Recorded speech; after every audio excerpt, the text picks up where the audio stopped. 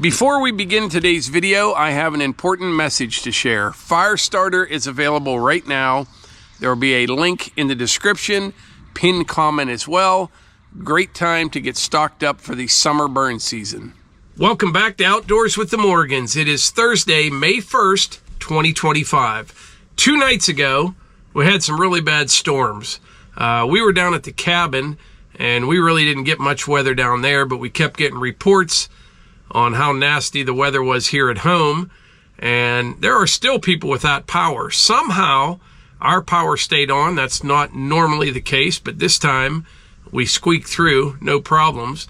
We don't have any damage by the house or down here at the wood yard, but there are trees down all over the area, and like I said, some people are still without power.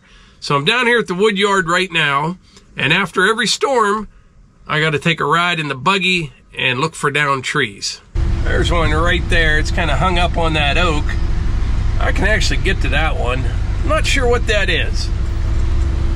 We'll head down towards the pond, and then we'll go up to the old apple orchard and make the entire loop. I've got a chainsaw in the back if any of the trails are blocked.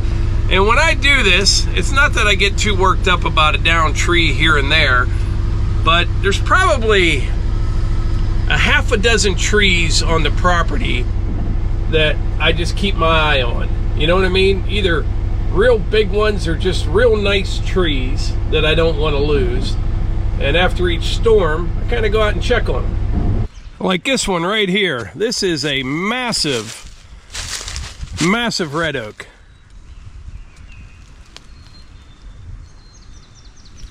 Appears to be unscathed.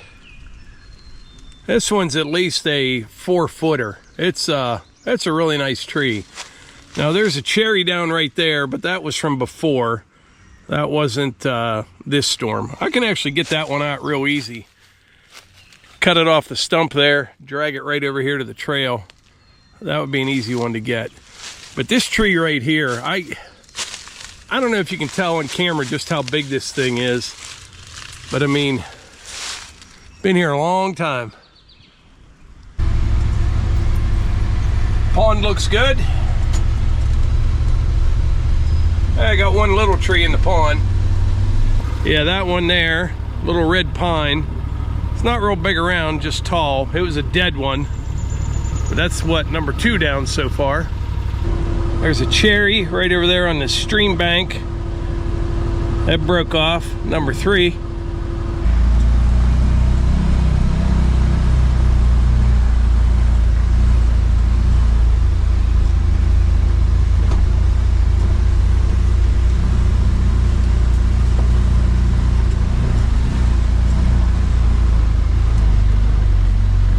If you can see them, there's at least 3 deer up ahead on the right. May get a look at them up here.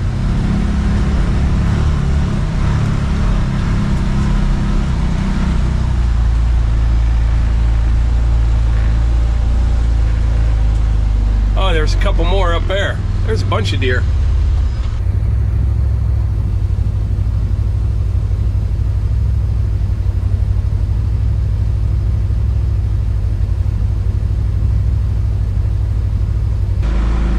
There's a big cherry down over there. Yeah, so I think this one was last year. It's an oak, and you can see the leaves are brown and all dried up. Well, all the other oaks, the leaves aren't that big yet. So that tree there was from last year. But this cherry right here, one side of it come off. It's a big one. This was just the other night. You can see where the woodpeckers were beating holes into this. Wait till you see the inside of this tree. It's hard to believe it stayed as long as it did. It's always where the Y is. They rot out. Look at that.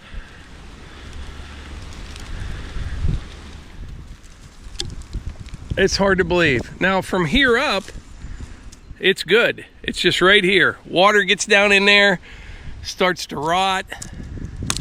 Bugs get all through it. Who knows what's in there? Another one bites the dust. All right, we're up here by the old apple orchard. There's not any real big trees in here. I've talked about it before. When I was a kid, this was apple trees. All grew up at maple and cherry, and even the oaks now.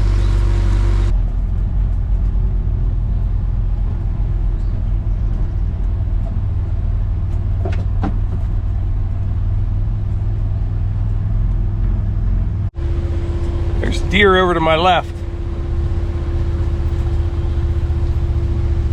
There's a tree down here in front of me.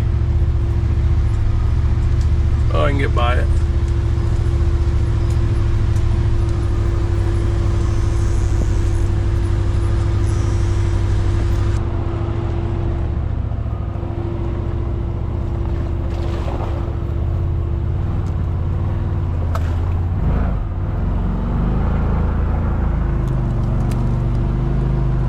This trail here is so tight. I cut this back every year. It's all that invasive stuff.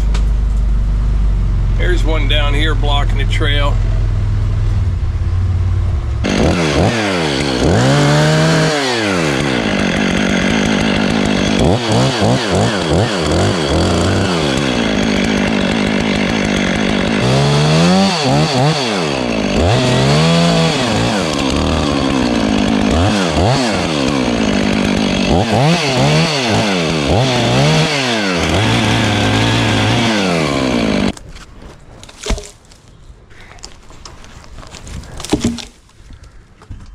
All right, let's continue on.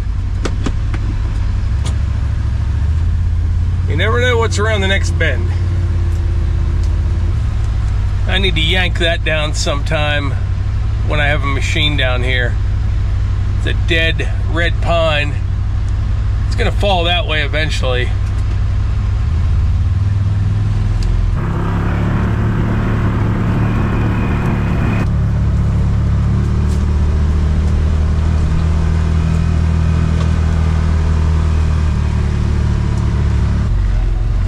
Here to the clearing. Look at that. Right there blocking the trail.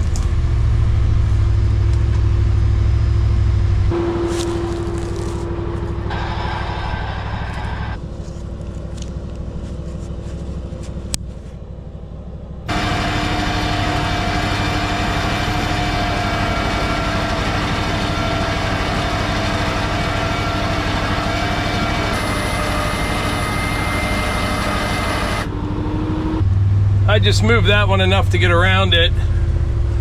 That right there will go on the Evo firewood processor. Probably in the next week or two. I'm going to bring it out here to the clearing. I got a big pile of logs right there. We'll run them right into the dump trailer. Yeah, this pile right here. All right, we'll run down to Maple Grove next. The wind is really picking up. They're calling for another round of storms here this evening. It's that time of year.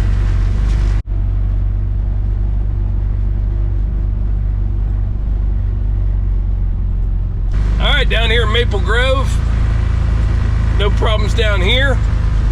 Actually, a lot less damage considering all the neighboring communities, how bad they got hit. But anyway, I'm going to beat feet back to the house and see what we get into before the next round of storms.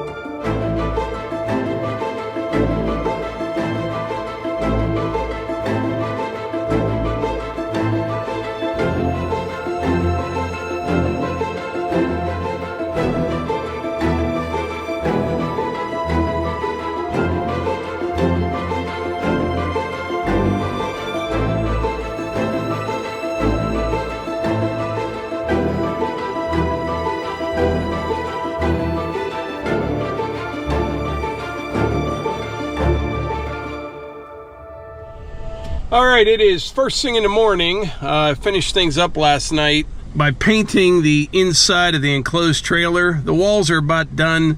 We'll do the floor next. I just went with a heavy-duty porch paint, and for the floor, it's a heavy-duty porch paint, anti-slip or anti-skid or whatever. It should work out fine. But right now, I made kind of a spontaneous decision. I'm going to travel to Ohio and go to the International Firewood Expo. I think it's about an hour and 15 minutes from here. So we'll go over there. Should be a bunch of vendors there. We'll meet some people. And I should be home by 1 o'clock. We'll see how it goes. All right, I just arrived at the Trumbull County Fairgrounds for the International Firewood Expo. I stopped at a Sheetz just down the road to get some diesel fuel because it's a lot cheaper in Ohio than it is Pennsylvania, and they didn't have diesel fuel at a Sheetz. That's the first time ever. I don't know if it's an Ohio thing or what the deal is, but we'll have to get fuel on the way home. Anyway, let's go in here and see what this is all about.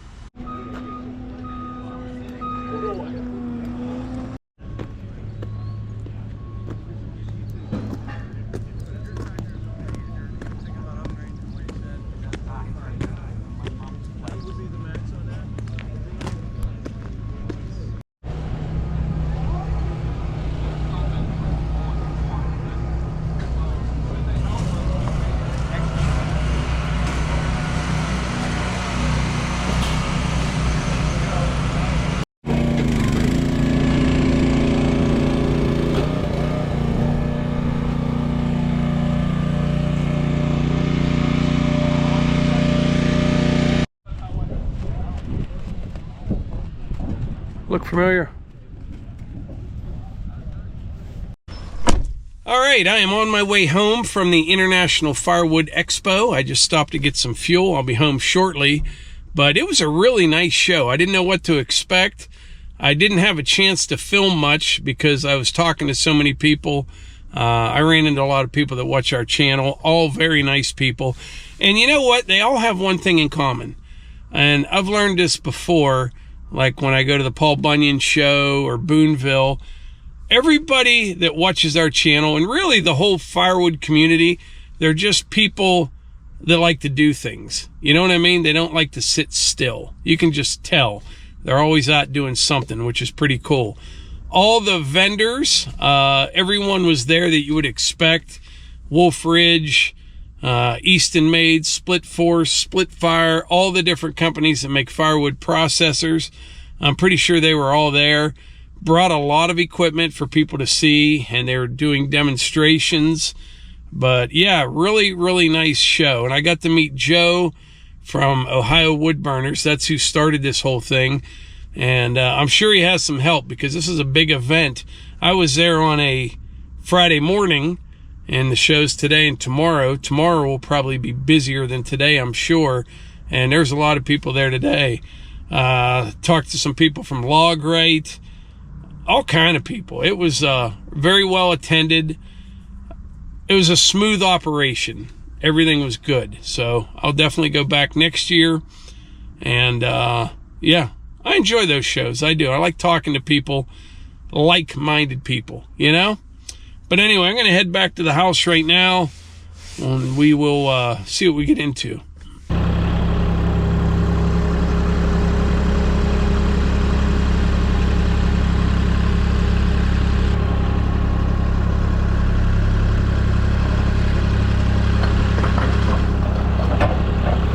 Well, it is first thing in the morning. I'm just getting a look at this 16-way wedge for the Evo. Can't wait to put this on the machine. The other day, one of Andrew's guys was delivering a bunch of stuff to the International Firewood Expo, and he stopped and dropped this off. I won't be using it for a little while, though, because I got a couple loads of smaller poles here to go through. I was going to just let these sit for a while, but I think probably within the next week I'm going to go through this pile, and then we'll get to the bigger stuff in the back, and we'll try out the 16-way wedge. It's been raining most of the morning. It looks like it's trying to clear up a little bit now, but that's not going to last. It's going to rain most of the day. So I think it's a good day to hook up to the dump trailer. We'll head up to my buddy Adam's place and get some more IBC totes.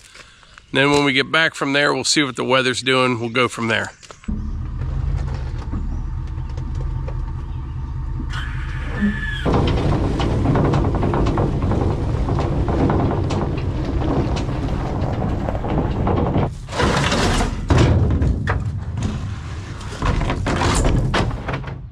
All right, on my way to Adams. Should be there in about 10 minutes. So far, the rain is holding off, but I just checked the radar. There's a bunch coming this afternoon.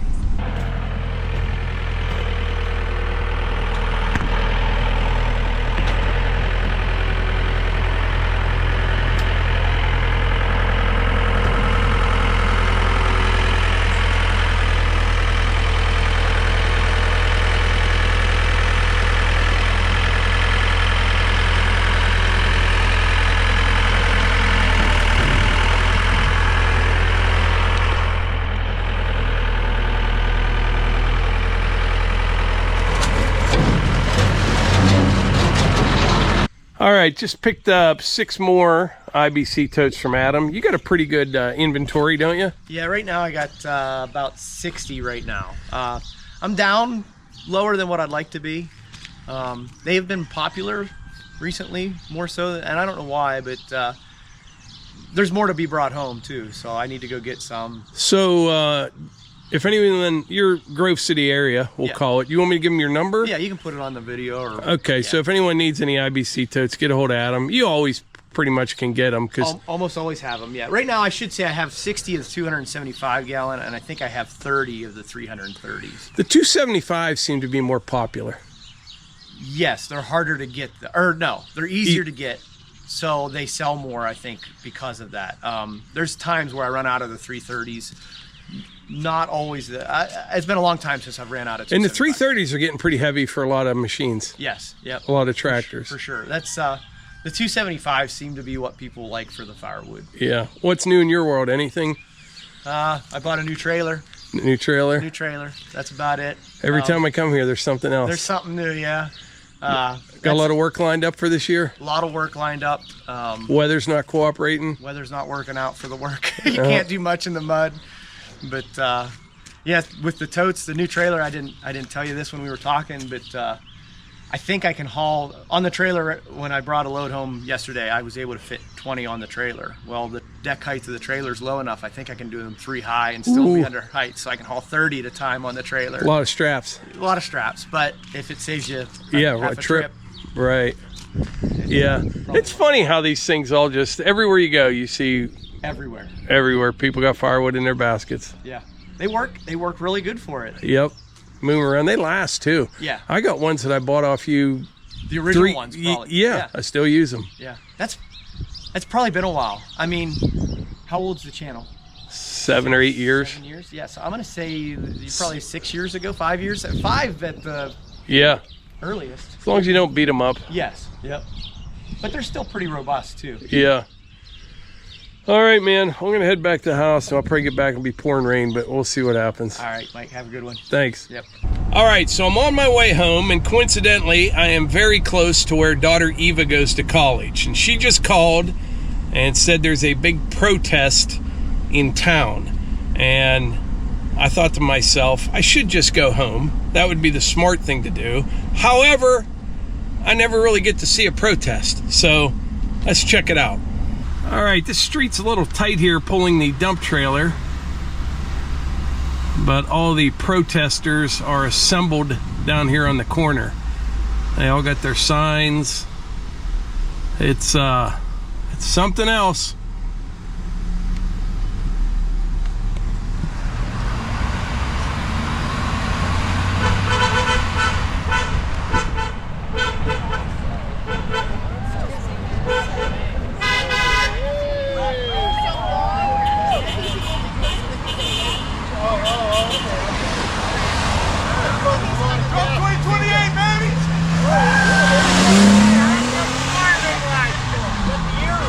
Just saying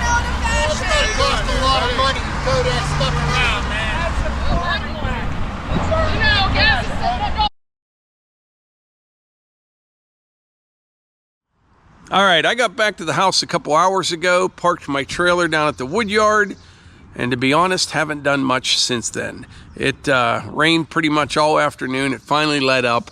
I hope this week coming up, it dries up a bit. We'll have to see.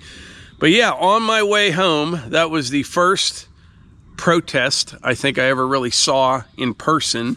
It wasn't really a big deal. There wasn't that many people. But yeah, I was very respectful, by the way. I just drove by. I did film them on the way by. One guy, well, a lot of people were kind of yelling different things. I couldn't really hear what they were saying. But one guy was talking about my truck and trailer, like it costs a lot of money or something to pull that around. I'm not sure what he was talking about. It costs a lot of money to tow that stuff around, man. But I was very respectful. I didn't say anything. And I have to admit, they kind of inspired me.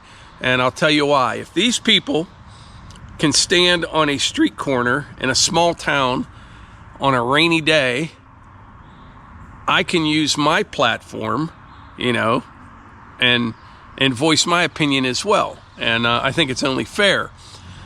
Everybody has different opinions. I get that. Totally fine. I don't really care.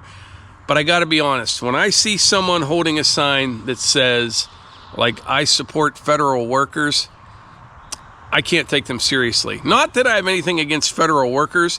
I'm sure there's a lot of really good ones out there. I'm sure there's a lot of do-nothings as well. You find that anywhere, but I think in government you probably find more do-nothings than you do in the private sector, because in the private sector they would be fired, where if they work in government it's really hard to get fired. That's my opinion on that. But the reason I can't take them seriously is this. When you hold a sign up that says, I support federal workers, that tells me you want everything to keep going the same way we've been doing things, okay? And we can't do that anymore. If people don't understand that, they're delusional. We are over $36 trillion in debt. Our government has become this bloated parasite that feeds off of all of us, and they just make things worse. And I've used this example before. Student loan debt. That's a prime. Oh, healthcare. That's another one. I remember how my healthcare was going to go down, goes up every year. But student loan debt, back in the day, tuition costs were starting to rise. So the government, they're here to help. They come in and basically start lending kids any amount of money, basically, for a college education. Doesn't matter what the degree was. And these are kids that wouldn't qualify for a used car loan, no income, no job, but hey, here's $250,000, have fun in college. Well, you knew how that was going to end. I mean, anyone with any sense knows how that was going to end. They can't pay their loans back. So then you have to have loan forgiveness. Well, it looks like now they're going to have to pay those loans back. So everybody's starting to panic again.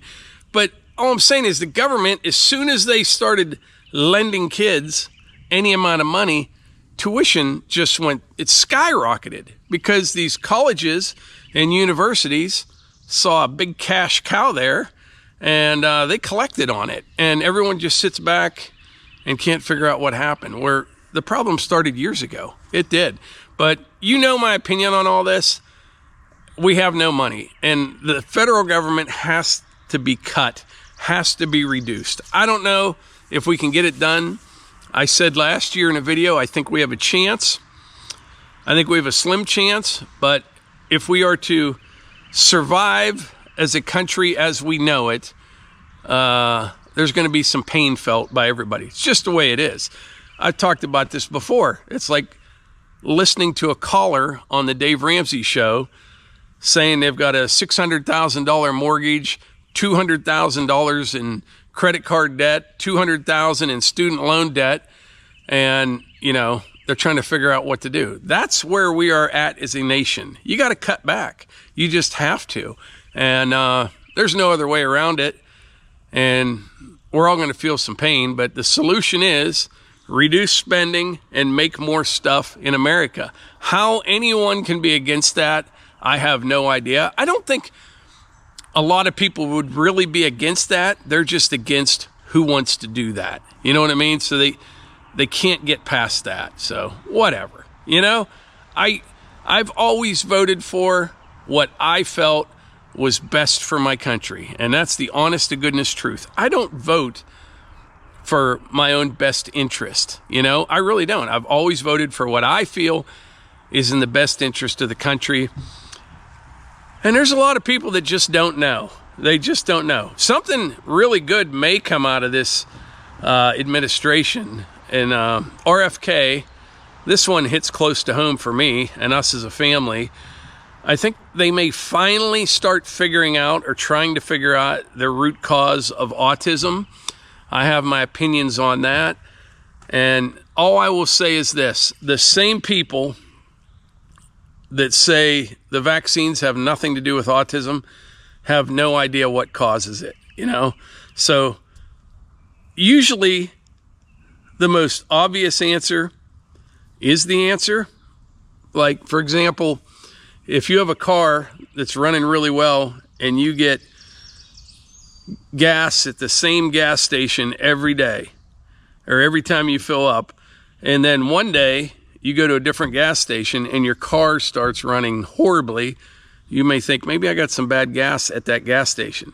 Same thing happened with us and Hunter when he was little. Everything was going good till he's about 18 months old, and I can't prove it. How would I ever prove it? But all I know is he got several vaccines in one day, and that day, everything changed forever. It did, literally that day. Hunter cried for probably 2 days straight. He stopped looking you in the eye.